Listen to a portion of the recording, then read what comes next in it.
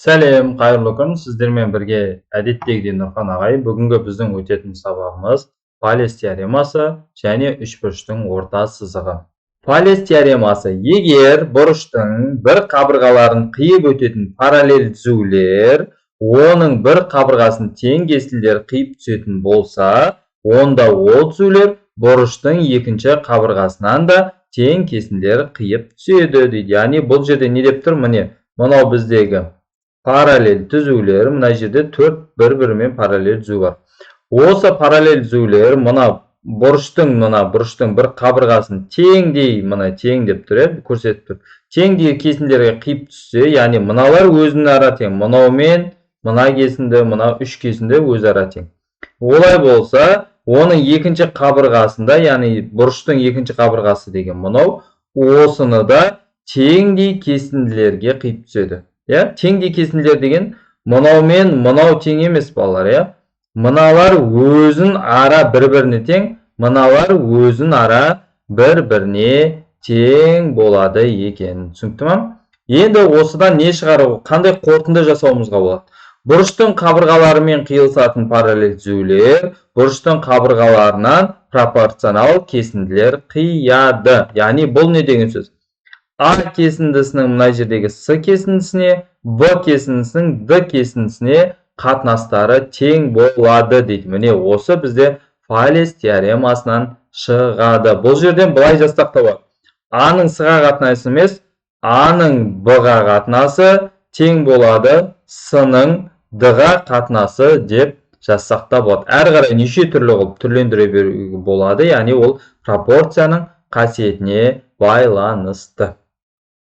Олай болса, келесі біздің тақырыбымыз ол үшбұрыштың орта сызығы. Орта сызық үшбұрыштың екі қабырғасының ортасын қосатын кесінді. Мысалы, мына жағы үшбұрыштың бір қабырғасының ортасы, мына жағы үшбұрыштың бір қабырғасының ортасы. Осы екеуінің ортасын қосатын кесіндіні біз үшбұрыштың орта сызығы деп атаймыз. Енді оның қандай қасиеті бар? Орта сызық үшбұрыштың қабырғаларының біреуіне параллель қабырға, яғни көбінесе біз айтамыз табанына параллель дейміз. Бұл жерде асы табан болып тұр, М-мен соған параллель болып тұр. Және оның жартысына тең, яғни М-мен дегеніміз асыға параллель болады, және оның жартысына тең. Міне мына жерде жазып қойдық. М-мен деген асының жартысы, 2-ден 1 асы. 2-ден 1 деген ол жартысы деген мағынаны білдіреді. Олай болса, есептер шығарайық. Бірінші есеп: үшбұрыштың қабырғалары 6, 8, 12 метр. Оның орта сызықтарынан алынған үшбұрыштың қабырғаларын табыңыз дейін. Орта сызық деген не дедік бағана? Табанның жартысына тең дедік. Мынандай бір үшбұрыш бар деп есептейік. Мына жағы 6, мына жағы 8, мына жағы 12 болсын. Енді бізге айтады, осының орта сызықтарынан дейді. Орта сызық жүргізейік. Мына жерден бір орта сызық жүргізейік. Сосын мына жағынан орта сызық екеуін жүргіземіз.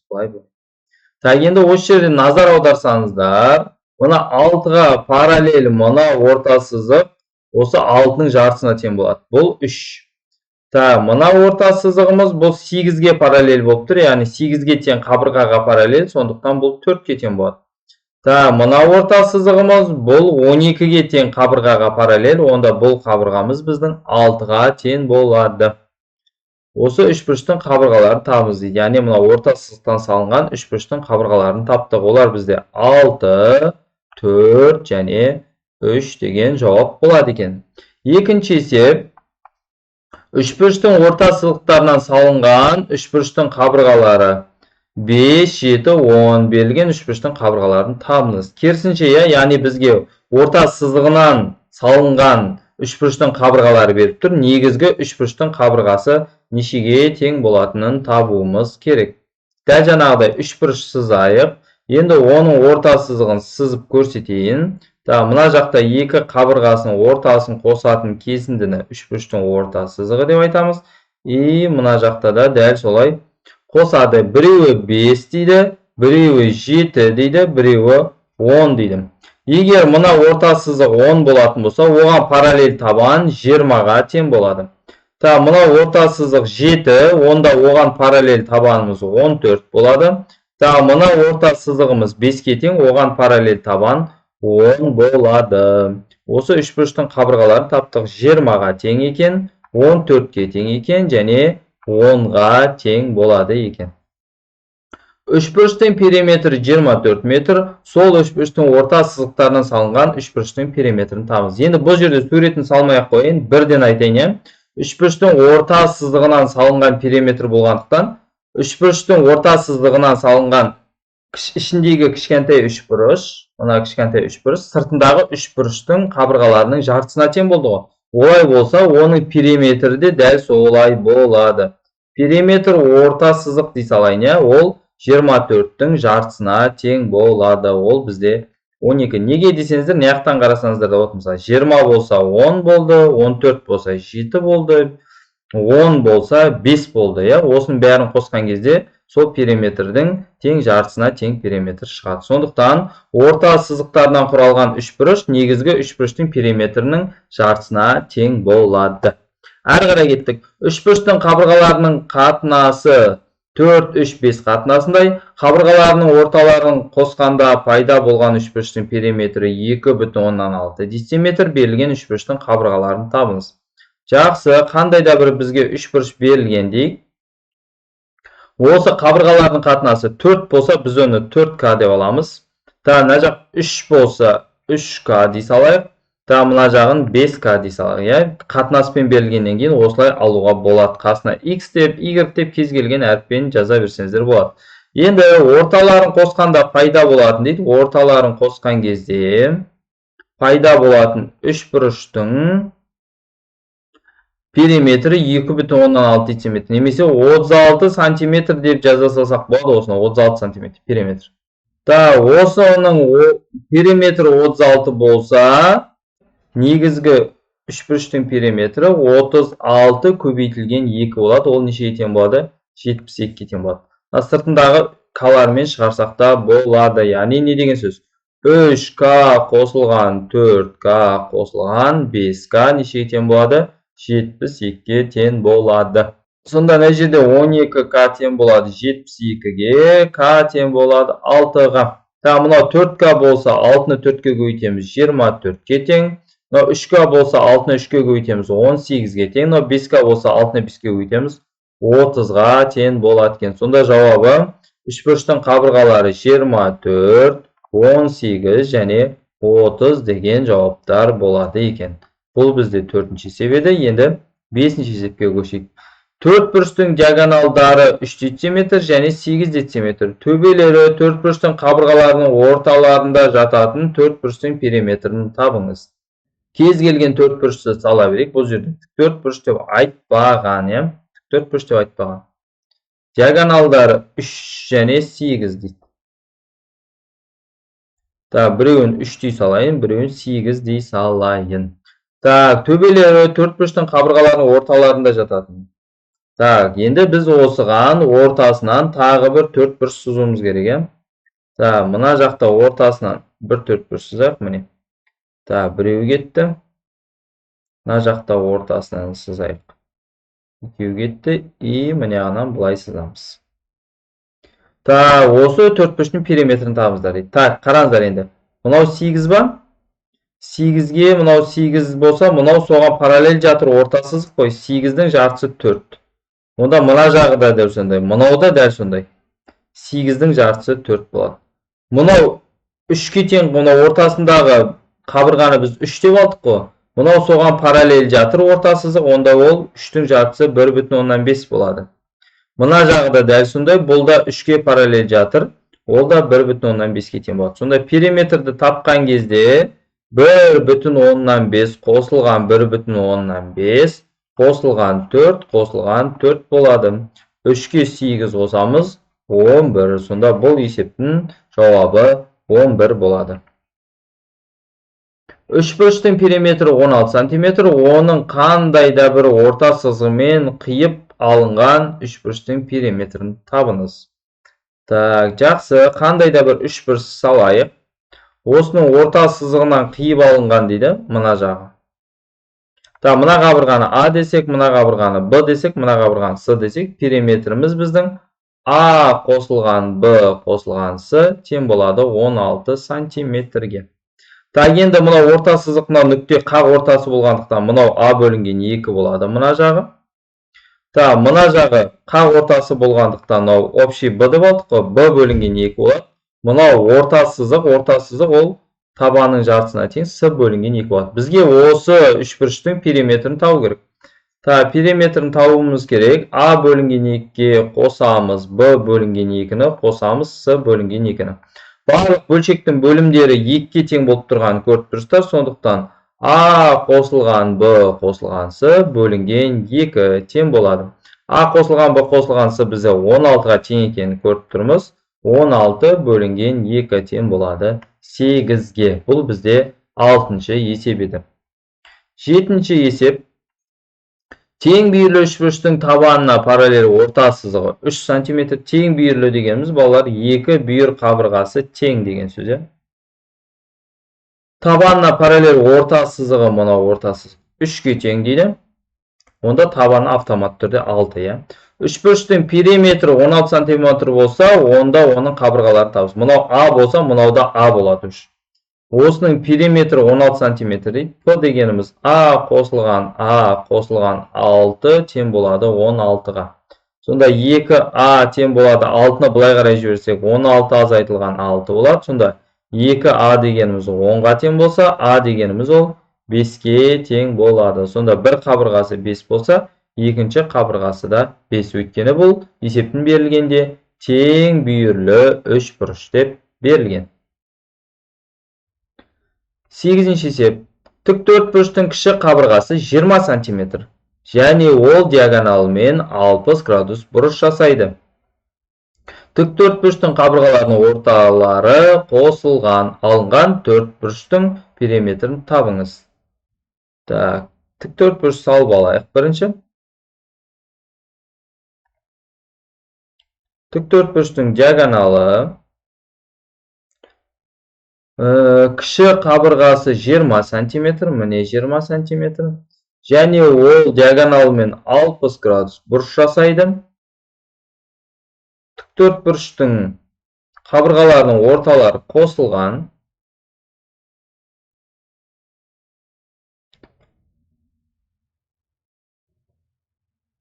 Міне қосып қойдық. Алынған төртбұрыштың периметрін табыңыз. Так, мынау 20 болса, мына жақ бізде 30 болады, 30 градус болады. 30 градусқа қарсы жатқан катет, мынау 20 деген катет, гипотенузаның жартысына тең. Онда бізде мына гипотенузамыз бізде 40 болады. Жақсы, мынау 40 болса, мына гипотенузада, мынау градус деген салып жүріппін байқамай, 40 болса, мына гипотенузада 40 болады. Та, бағанағы есепте, алдыңғы бір есепте дәл осындай есеп шығарғанбыз, Мына диагонал 40 болса, мына орта сызық сол диагоналға параллель жатырған соң, сол 40-тың жартысына тең болады 20. Мына жағы да дәл сондай 20. Мынау да дәл сондай. Неге? Өйткені мына диагоналда 40 қой бізде, екі диагонал бір-біріне тең болады. Онда мынау да 20. Онда мынау да сол 40-қа тең диагоналға параллель жатқан үшін 20-ға тең болады. Сонда бізде барлығы 20-ға тең болып кетті. 20-ны 4-ке көбейте саламыз. Сонда 80 сантиметр болады екен. Бұл бізде балалар 8-ші есеп. Келесі 9-ші есеп. Тең бүйірлі тікбұрышты үшбұрыштың катет 6 сантиметр болса, оған іште ысылған шаршының периметрін табыңыз. Жақсы. Тең бүйірлі деген екі бүйір катеті бір-біріне, мына катет пен мына катет екеуі бір-біріне тең болу керек деген сөз. Бұл бізде 6 сантиметр екен. Оған іште ысылған шаршының периметрін табыңыз. Шаршы де міне. Шаршының периметрі. Мынау шаршы болған соң ол қақ ортасынан жүргізіледі. Екі жағы бірдей бөлінеді. Так, мына жағы 3 болады, мына жағы да 3 болады. Осының периметрі, шаршының периметрі 4А. А дегеніміз шаршының қабырғасы. Қабырғасы 3, сонда 4 көбейтілген 3 тең болады 12-ге. Келесі есеп. Тең бүйірлі үшбұрыштың периметрі 17 см, ал бүйір қабырғасы табанынан 2 см қысқа. Тең бүйірлі үшбұрыштың табанына параллель орта сызығы неге тең дейді? Жақсы. Үшбұрыш салайық. Тең бүйірлі үшбұрыш. Периметрі 17 екені түсінікті. Енді бүйір қабырғасы табанынан 2 см қысқа. Мынаны А десек, бүйір қабырғасы 2 см қысқа болған үшін А азайтылған 2 болады. Мына жағда азайтылған 2. Неге? Өйткені бұл тең бүйірлі үшбұрыш. Осы үшеуін қосқан кезде 17-ге тең болсын дейді периметр. Тең болады. А азайтылған 2-ге қосамыз А азайтылған 2-ні, және оған А-ны қосқанда бұл периметр 17-ге тең болу керек. Осы жерден бірінші А-ны тауып алайық. 3А тең болады 21-ге. А тең болады 7-ге. А 7-ге тең болса, осы табанына параллель орта сызығын тап дейді. Міне тең бүйірлі үшбұрыштың табанына параллель орта сызығы неге тең? Орта сызық табан жартысына тең болады 3,5. Оны L деп белгілей салайық. 3,5 сантиметрге тең болады екен. Әрі қарай сүйір бұрышты АБС үшбұрышының Б төбесінен түсірілген биіктігі асы қабырғасын ұзындықтары 12 және 8 сантиметр болатын кесінділерге бөледі. Сүйір бұрышты деген барлық бұрышы сүйір деген мағынаны білдіреді, балалар. Міне АВС деп белгілейік. В төбесінен түсірілген биіктік, міне жерден биіктік түсіреміз. Асы қабырғасын ұзындықтары 12 және 8 сантиметр болатын кесінділерге бөледі. Осы үшбұрыштың медианаларының асы қабырғасына түсірілген проекцияларының ұзындықтарын табыңыз. Балалар, бұл жерде Фалес теоремасын қолданамыз. Неге Фалес теоремасын ал дейді? Мынау мысал. Қандай да бір бұрышты, міне бұрышты, мына бұрыш деп алсақ, параллель кесінділер, мына екеуі параллель ғой, неге? Екеуі де 90 градус жасап тұр. Параллель кесінділермен қиғанда бір қабырғасын тең кесінділерге бөлсе, онда екінші қабырғасында тең кесінділерге бөледі. Онда мына ұзындығы 8 болса, 4-те 4 болады.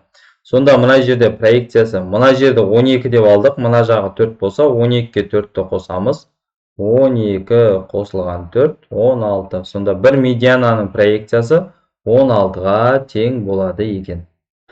Екіншісі де дәл солай болады. Екіншіде медиана былай жүргізсек, мына жағы мен мына жағы тең болады. Ол былай келген кезде ол проекция болады. Проекция міндетті түрде 90 градус жасап түседі. Мына жерден биіктік түсіреміз де, проекция мына жағында болады, балалар. Енді бұның ұзындығы, бағанағыдай мына жағында кесінділер орта сызық қой, енді ортасына келіп тұр. Мына екеуі тең болса, Фалес теоремасы арқылы, онда мына екеуі де бір-біріне тең болу керек деген сөз. Бұл 12 еді, екі жағына 6, 6-дан теңдей бөлінеді. Сонда проекцияның ұзындығы мына жерде. Мына ұзындық 8, оған 6 деген ұзындықты қосамыз. 8 қосылған 6 тең болады 14-ке. Бір медиананың проекциясы 16-ға тең болды, екінші медиананың проекциясы 14-ке тең болды. Келесі 12-ші есеп. Тең қабырғалы үшбұрыштың периметрі 78 сантиметрге тең. Осы үшбұрыштың орта сызығының ұзындығын табыңыз. Бірінші үшбұрыштың периметрі ол 3А екені түсінікті. Осы бізде 72-ке тең болып тұр. Осы жерден А қабырғасын тапсақ, 72-ні 3-ке бөлеміз. Ол бізде 24-ке тең болады екен. Енді үшбұрыштың орта сызығы осы қабырғасының жартысына тең болады. L дей салайық. А бөлінген 2-ке тең, яғни 24 бөлінген 2, ол бізде 12 болады екен. М көбейтілген N. Бұл жерде Фалес теоремасын қолданамыз. DE мен VS бір-біріне параллель. М-нің 7-ге қатынасы, М-нің 7-ге қатынасы 6-ның N-ға қатынасына тең деп алуға болады. Осы жерден пропорция арқылы M-ді көбейтсек N-ге, 7 бізде нешеге көбейтіледі? 6-ға көбейтіледі. Сонда M көбейтілген N-іміз 42-ге тең болады екен. Келесі, AB мен DE параллель, онда бұған да Фалес теоремасын қолдансақ болады. X-ті табындады. X қосылған 5-дің X-ке қатынасы тең болады. X қосылған 1-дің X азайтылған 2-ке қатынасына. Пропорциямен көбейтсек, X қосылған 5-ті біз X азайтылған 2-ке көбейтеміз. Мына жағында X қосылған 1-ді X-ке көбейту керек. Мына жақта бізде x квадрат минус 2x қосылған 5x азайтылған 10. Мына жақта x квадрат қосылған x квадраттар жойылып кетеді. Мына жақта 3x азайтылған 10 тең болады x-ке. Сонда 2x тең болады 10-ға, x тең болады 5-ке деп теңдеу шешеді екенбіз. Келесі. Фалес теоремасын қолдансақ, 3-тің 6-ға қатынасы тең болу керек 5-тің x-ке қатынасына. Сонда 3x тең болады, 6-ны 5-ке өйтеміз 30-ға. X тең болады, 30-ды 3-ке бөлеміз 10-ға. Әрі қарай кеттік, x пен y-ті табу керек. DE дейді, DE міне. DE-нің ұзындығы 30 сантиметр. Енді біз бұл жерден x қосылған y-тің 30 сантиметрге тең екенін біліп тұрмыз. Осы жерден біз x-іміз 30 азайтылған y деп алсақ болады. Енді Фалес теоремасы бойынша 8-дің x-ке қатынасы тең болу керек 7-нің y-ке қатынасына. Бірақ x-тің орнына 30 азайтылған y-ті қойғым келіп тұр. Сонда 8 бөлінген 30 азайтылған y тең болады 7 бөлінген y-ке. Пропорциямен көбейтсек, 8y тең болады 2100 азайтылған 7y-ке. Сонда мына жаққа барып қосылса, 15y тең болады 210-ға, y тең болады 14-ке. Олай болса, x-ті табатын болсақ, x дегеніміз бізде 30 азайтылған y еді ғой. Сонда 30-дан азайтамыз 14-ті, ол бізде 16-ға тең болады екен. Әрі қарай кеттік. Мына жерде барлығы бір-бірімен параллель екен. A-сы F-тіға және ол RK-ға параллель. X пен Y-ті табындар дейді. Мына жерден тағы бір кесінді параллель кесінде жүргізсек, онда төртеуі де бір-біріне параллель болып кетеді екен. Осы жерден біз 8-дің 5-ке қатынасы тең болады 7-нің y-ке қатынасына деп ала аламыз. Сонда бізде 8y тең болады 35-ке, y тең болады 35 бөлінген 8-ге. Тағы да біз ала аламыз 8-дің 5-ке қатынасы тең болады 4-тің x-ға қатынасына. Біз бұл жерден 8x-іміздің 20-ға тең екенін білеміз. Ал x-тің өзін табатын болсақ, 20-ны бөлеміз 8-ге, яғни бұл екеуі 4-ке қысқарады, 5 бөлінген 2, ол бізде 2,5-ке тең болады екен. 18-шесі K-ның n-сыға қатынасын тауы. K-н деген мына жерде, n-сы деген мына кесінді. Осы екеуінің қатынасын тауы керек. Мына жерде мына жерде L дей салайық. BL-ға параллель жүргізсек былай. Параллель жүргізсек. Мына жақтағы кесінділер бір-біріне тең болған соң, Фалес теоремасы арқылы мына екі кесінді де бір-біріне тең болады. Мына ұзындық 4 болатын болса, 2-2-ден 2 жаққа бөлінеді. Мына жерден осы BL-ға параллель неяқтан да тағы бір кесінді бейтіп жүргізсек, онда бізге берілген мынаны бұрыш деп қарастырсақ болады. Мынау берілген бізде жасылмен бояп жатырмын. Осыны біз бұрыш деп қарастырсақ болады. Осы бұрышты міне бір параллель, мынау екінші параллель, мынау үшінші параллель. 3 параллель қиып өтті, Бізде енді осыны қатынас қылып алуға болады. K-n-ның мына жақта 2 ғой мына жер, мына кесінді. 2-ге қатынасы тең болады n-сының 6-ға қатынасына. n-сы деген міне, 6 деген міне.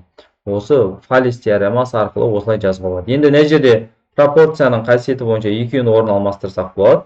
K-n-ның n-сыға қатынасы 2-нің 6-ға қатынасына тең болады. 2 мен 6 қысқарады, сонда 1-дің 3-ке қатынасындай болады екен.